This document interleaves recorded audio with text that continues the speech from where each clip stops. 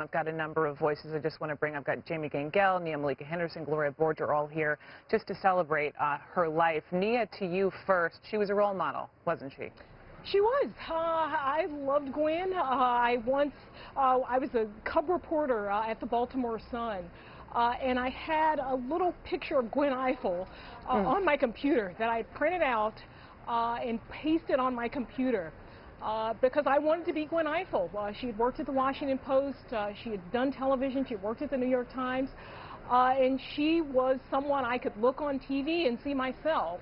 She was warm, she was smart, she was funny. You read her biography, and you talk about covering 7 presidential campaigns, but she was always herself. She was always so relatable on air.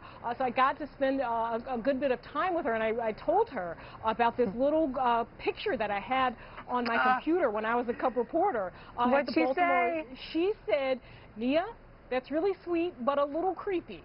And that's how she was. I mean, she was, incredibly funny and great and warm and my goodness, such a role model for me and for so many people. She was loved by all sides, right? I mean, she was one of those figures that crossed all sorts of barriers in terms of politics, in terms of just in terms of who you can be in this business, and such a leading light for so many people. And my goodness, it's so sad. Every year she would have this party at her house, and everyone in Washington would pile into her house for New Year's Eve. That would be the place that everybody went to, and it was such a generous and warm place to be, and really a symbol of who she was and how she was able to just bring everybody together. Now everyone knew her through all generations of journalism.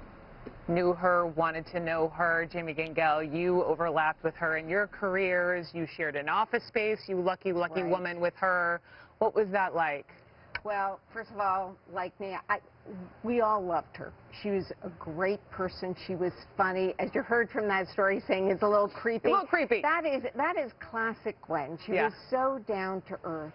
But she was also, I think, a role model for every reporter in that she was fearless.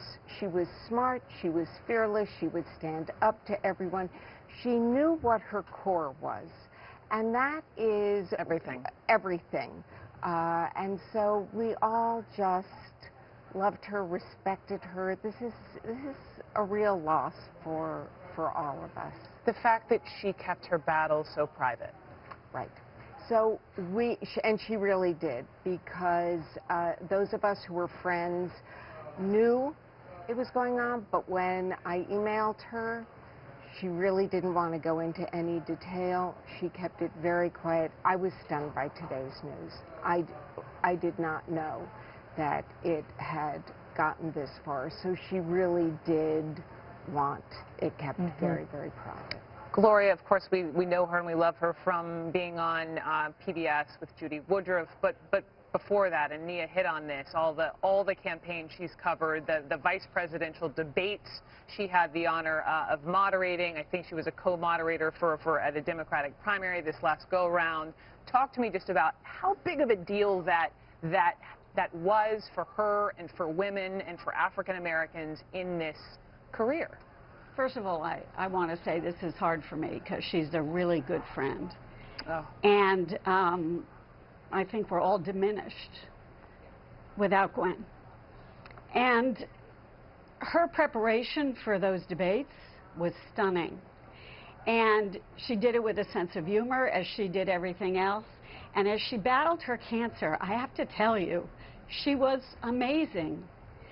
She, I had lunch with her, and she wanted to keep it quiet, and she was just ready to get back to work and do what she loves doing. And the world won't be the same for me.